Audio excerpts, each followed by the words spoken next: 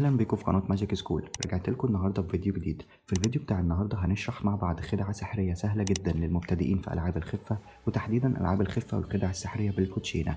الخدعه بتاعت النهارده سهله جدا وممكن اي حد ينفذها بكل سهوله، بس لازم الاول تتفرج معايا على الفيديو لحد اخره، وكمان لازم تتمرن على كل حاجه انا هشرحها في الخدعه النهارده مرتين او ثلاثه على الاقل لوحدك الاول. بعد كده تقدر ان انت تنفذها مع اي شخص بكل سهوله ومش هتواجه اي صعوبه في الخدعه دي.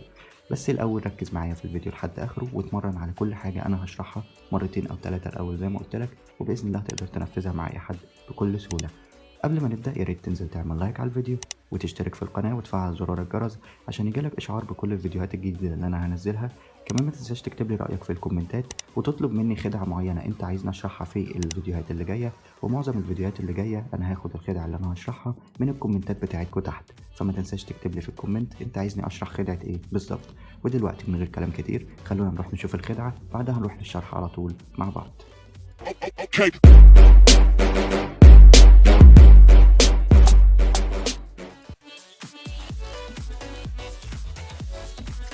طيب الخدعة بتاعت النهاردة هي ان انا هفرد الكوتشينة كده وهجيب اي شخص يختار اي كارت هو عايزه بشكل عشوائي تماما.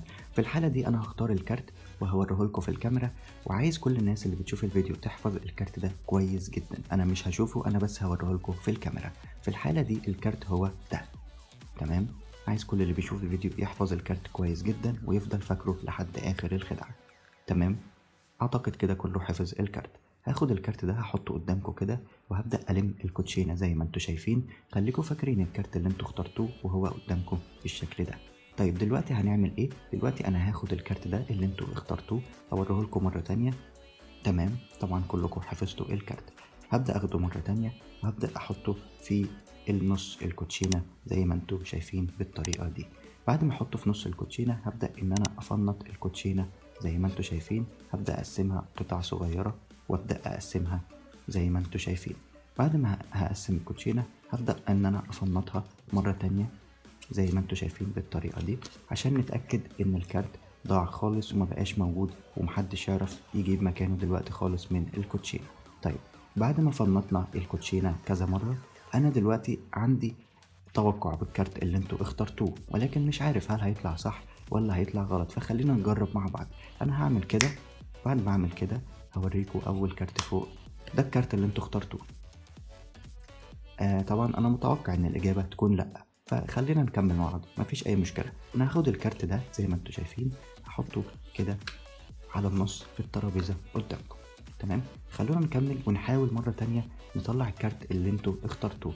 في الحاله دي الكارت كان هو ده، برضو الاجابه لا، تمام مفيش اي مشكله. خلينا نكمل الخدعه مع بعض. هاخد الكارت دوت، تمام، هحطه قدامكم بالطريقه دي.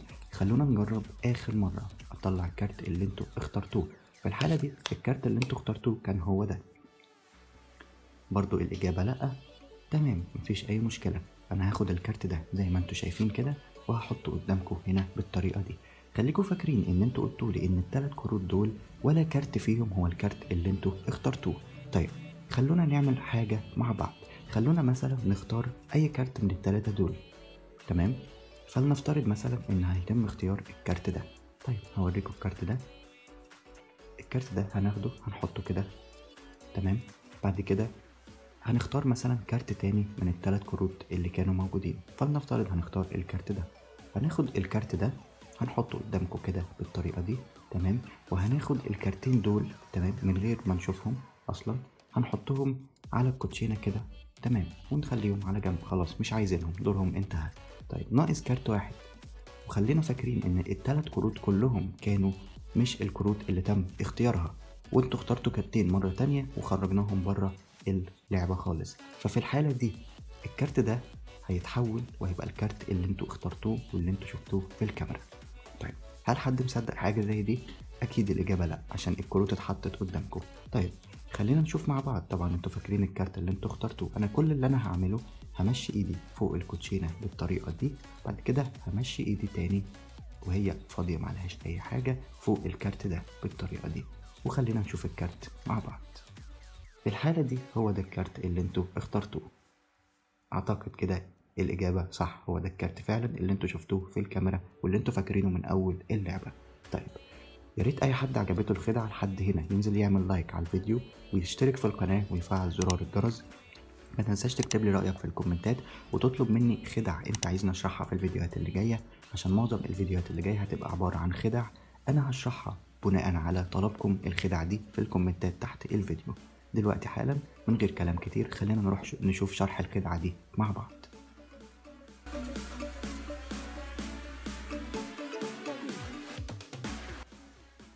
طيب يا جدعان، شرح الخدعة دي سهل جدا. الخدعة هي كالآتي: فلنفترض مثلا ان الكارت ده هناخده هنحطه في اي حتة في الكوتشينة. تمام، هنجيب اي شخص بشكل عشوائي تماما ونفرد الكوتشينة كده ونخليه يختار اي كارت هو عايزه.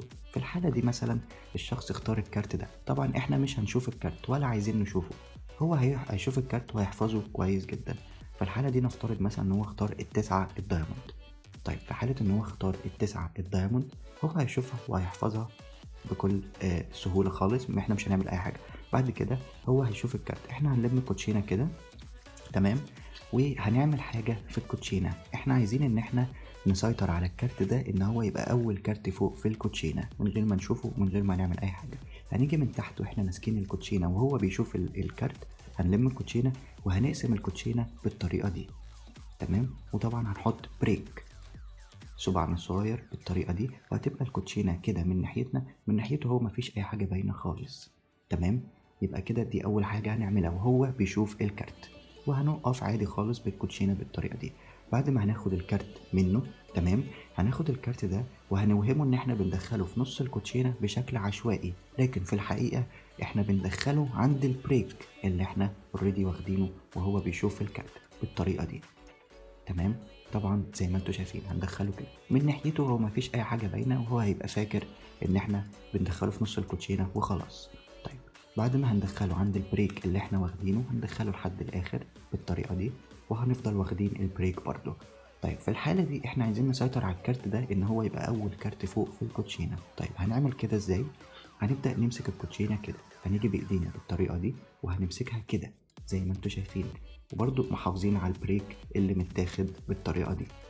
بعد ما نعمل كده هنبدأ نيجي من الجنب بايدينا دي ونبدأ نقسم الكوتشينة دي أجزاء صغيرة خالص ونحطها فوق بالطريقة دي، جزء تاني، تمام، وجزء رابع، وجزء خامس، وهنيجي عند آخر مرة هناخد كل الجزء اللي تحت وهنحطه بالطريقة دي.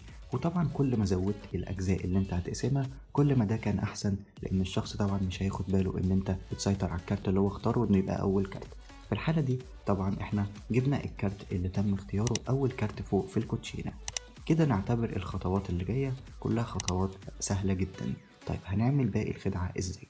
طبعا احنا معانا الكارت اللي هو اختاره اول كارت، احنا طبعا مش هنوريله الكلام ده، احنا بس اللي عارفين كده. فهنبدأ نيجي ناخد دبل ليفت. حركة الدبل ليفت بكل سهولة هي ان انت هترفع اول كارتين فوق من الكوتشينة وتحط بريك تحتيهم بالطريقة دي. تمام، وتوري له اول كارتين على انهم كارت واحد. في الحالة دي هتوري له الخمسة القلب وتقول له هو ده الكارت اللي انت اخترته، هيقول لك لا، هتقول له تمام مفيش مشكلة، انا كنت متوقع ان انا هختار غلط. هتاخد الكارتين مع بعض، طبعا هو مش واخد باله لكن انت واخد بريك زي ما انت شايف كده. هتاخد الكارتين مع بعض تقلبهم وتبدأ تاخد أول كارت اللي هو بالفعل الكارت اللي اختاره، لكن هو يبقى فاكر إنك بتاخد الخمسة اللي تحتيها. تمام، هتاخد أول كارت هتقول له تمام هنحط الكارت ده هنا في النص، وخليك فاكر إن الكارت ده مش اللي أنت اخترته. بعد كده هنعمل إيه؟ بعد كده هناخد دبل ليفت للمرة التانية في الفيديو. هنعمل كده دبل ليفت وهنحط البريك بتاعنا ونوري له الكارت اللي تحت على انه الكارت اللي هو اختاره، فهيقول لك لا مش هو ده الكارت. هتقول له تمام مفيش مشكلة، خلينا نحط الكارت دوت هنا قدامك بالطريقة دي، وخلينا نحاول مرة تالتة مع بعض ان انا احاول اطلع الكارت اللي انت اخترته. هناخد بريك مرة تانية وهنوري له اول كارتين على انهم كارت واحد، وهيقول له هو ده الكارت اللي انت اخترته، فهيقول لك لا برضه. هتقول له تمام مفيش مشكله، انا كده حاولت 3 مرات اطلع الكارت بتاعك ولكن في الغالب مش هعرف اطلعه، طب خلينا نحاول مره تانية مع بعض. هتاخد الكارت دوت طبعا وتحطه هنا، يبقى كده معاك 3 كروت. هو فاكر ان طبعا كارته مش فيهم، او ان انت فشلت في الخدعه ومعرفتش تطلع الكارت اللي هو اختاره. ولكن هتبقى المفاجاه ان احنا هنوصل للجزء الثاني من الخدع. طبعا انتوا عارفين ان الكارت هنا اللي هو اختاره، فاحنا هنقول له عندنا 3 كروت، عايزينك تختار اي كارت منهم ونركز قوي في الجزء ده. نفترض مثلا ان نختار اول كارت هو الكارت ده، هنقول له طيب خلي الكارت ده معانا، ناقص لنا كارتين هنطلعهم بره، تمام، وهيبقى ده الكارت اللي انت اخترته.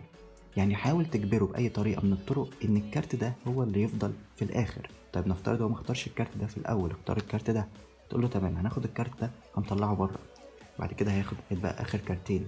لو قال لك الكارت ده وهو ده اللي هو اختاره بالفعل هتسيبه، هتقول له تمام هنخلي الكارت ده معانا وهنطلع الكارت ده بره. طيب لو اختار الكارت ده فتمام مفيش اي مشكله، هتقول له تمام هناخد الكارت ده نطلعه بره، تمام، وهيبقى اخر كارت. يعني بكل اختصار عشان كل الناس تفهم الحته دي، هو ده الكارت اللي هو اختاره واحنا عارفين كده. احنا عايزين نجبر الكارت ده ان هو يفضل على الترابيزه وان الكارتين دول يطلعوا. لو هو اختار ده الاول هنخليه، لو ما اختارش ده واختار ده هنطلعه، بعد كده هيختار ده هنطلعه، بحيث ان احنا يفضل معانا الكارت اللي هو اختاره بالفعل اخر كارت على الترابيزه. في الاخر هنعمل حركه بسيطه جدا، هنوهمه ان احنا بنعمل اي حاجه. بعد ما اتبقى الكارت ده هنقول له طيب الكارت اللي انت اخترته كان ايه؟ فهيقول لك هو كان التسعة الدايموند. هتقول له تمام، من غير ما اشوف الكارت ده ومن غير ما اعمل اي حاجه. في البدايه طبعا انت شفت ان انا التلات كروت اللي طلعتهم ما كانوش الكروت اللي انت اخترتها. هتوهمه ان انت هتقول له همشي ايدي كده فوق الكوتشينه دي، هاخد التسعة دايموند من الكوتشينه دي وهحطها هنا كده على الكارت ده. هتوري له ان ايدك فاضيه، بعد كده هتلمس الكارت مثلا باي طريقه، بعد كده هتعمل اي حركه سحريه او اي حاجه انت عايزها، وهتقول له شوف الكارت بنفسك. بعد ما يشوف الكارت بنفسه هيلاقي ان هو اتغير وبقى التسعة دايموند اللي هو اختاره في الاول. طبعا الخدعة سهلة جدا مفيهاش اي تركات كتيرة، محتاجة بس شوية تمرين على البريك وعلى الدبل ليفت. تتمرن الاول لوحدك مرتين او 3، بعد كده تنفذها مع اي شخص، وباذن الله الخدعة هتنجح معاك من اول مرة مع اي شخص، وهتعجب اي شخص انت هتعمل الخدعة دي معاه. تمام. الخدعة بس مكونة من جزئين، فياريت نركز فيهم وننفذهم بشكل صح عشان ما تتلخبطش في اي حاجة. وقوة الخدعة دي في الجزء التاني اللي لما بنبقى حاطين 3 كروت كده وبنطلب منه ان هو يختار كارت من ال3 وبنطلعه بره. في الحتة دي احنا بنوهمه ان هو اللي متحكم في الخدعة، لكن في الحقيقة احنا بنجبره ان هو يفضل مختار الكارت ده ويفضل في الاخر الترابيزة من غير ما هو ياخد باله. وهي دي قوة الخدعة، ان هو بيحس ان هو بيعمل حاجة في الخدعة، لكن الحقيقة ان انت بتجبره على ان الكارت ده يفضل للاخر. ودي كانت الخدعة بتاعت النهاردة. يا رب الخدعة تكون عجبتكم. يا ريت اي حد بيتفرج على الفيديو لحد اخره ينزل يعمل لايك على الفيديو، يشترك في القناة ويفعل زرار الجرس عشان يجيله اشعار بكل الفيديوهات الجديدة اللي انا هنزلها. يا ريت كمان ما تنساش تكتب لي في الكومنتات رأيك في خدعة النهاردة ايه، وكمان مستني رأيكم واقتراحاتكم لخدع جديدة اشرحها في الفيديوهات اللي جاية، عشان معظم الفيديوهات اللي جاية هتبقى عبارة عن خدع انا هشرحها وهاخدها من الكومنتات اللي انتوا هتكتبوها، وهشرح لكم الخدعة اللي انتوا هتطلبوها. يا رب الفيديو ده يكون عجبكم والخدعة تكون عجبتكم، واشوفكم في الفيديو الجاي. سلام.